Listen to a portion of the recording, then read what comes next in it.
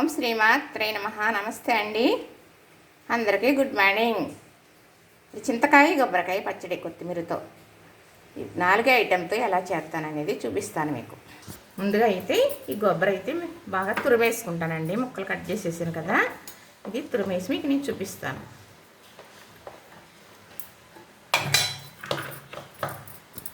ఇప్పుడైతే కొబ్బరి తురిమేసుకున్నాను కదా, అలానే చింతకాయలు ఇవైతే పప్పు పట్టదండి. ఇప్పుడు పప్పు ఉండదు, ఇలాగా కడిగేసిన తర్వాత ఇలా ఇరిసేసుకుని వేసేసుకుంటే సరిపోతుంది.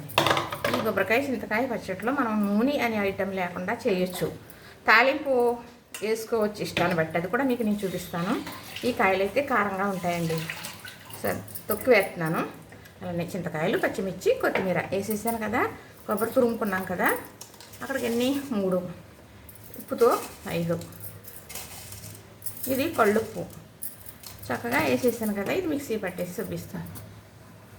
ఇప్పుడైతే ఇలా కొత్తిమీర, చింతకాయలు, పచ్చిమిర్చి వేసి మిక్సీ పట్టేసానండి.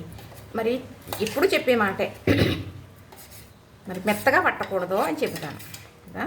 అలా పట్టడం వల్ల పచ్చడి అనే ముద్దలాగా అయిపోతుంది. రుచి అటు ఇటు అయినప్పటికీ కూడా బాగోదండి. పూర్వం ఇలానే చేసేవారు, అంతేనండి.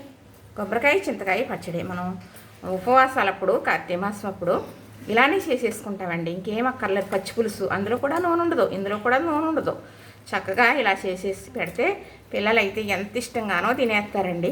అంటే పులపులగా ఉంటుంది కదా కొబ్బరి, కొంచెం బాగా ముద్రది కాకుండా ఇలాగ ఇప్పుడు నేను చూసింది అది ముప్పేట కూర అంటారనమాట. అంటే ఇంకొక వంతు అవితేనే కానీ కొబ్బరికాయ ముద్రది అది. అందుకని చక్కగా చూసారా కొబ్బరికాయ, మరి చింతకాయ, కొత్తిమీర వేసిన పచ్చడి రెడీ అయిపోయింది. ఇప్పుడు మనం నూనె వద్దు అనుకున్నాం కదా, అలాంటప్పుడు ఇంతేనండి. ఇంకా ఇక్కడతో ఇలా అయిపోయింది చక్కగా. ఇప్పుడు మనకు కాదు, మనకి ఈరోజు అతిథులకు భోజనం పెట్టుకుంటున్నాం, అలాంటివి చేస్తున్నాం కదా.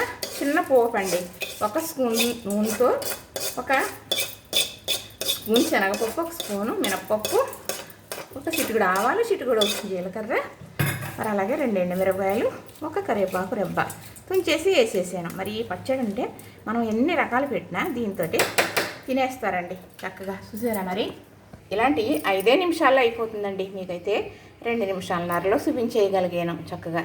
చూసారు కదా, అన్నీ రెడీగా పెట్టుకుంటే మిక్సీ పట్టేసుకోవడమే కదా. చింతకాయ కొబ్బరికాయ పచ్చడితో చక్కగా మనం పూజలు చేసినప్పుడు, ఉపవాసాలు ఉన్నప్పుడు తప్పనిసరిగా ఇలాంటివి చేసుకుంటే మరి ఉపవాసం ఉండి అన్నం తినేటప్పటికి ప్రసాదంగా అప్పుడు ఇలాంటి పచ్చడితో తింటేనండి జన్మ ధన్యమైపోతుందండి. చాలా ఆనందంగా ఉంటుంది, చాలా గొప్ప ఆరోగ్యం కూడా. ఇలా చేసుకుంటారని అనుకుంటున్నానండి. ఇంకా చాలా ఐటెం చేస్తాను, మరి చేసి పెడుతూ ఉంటాను. చూడండి, లైక్ చేయండి, షేర్ చేయండి, సబ్స్క్రైబ్ కూడా చేసేయండి.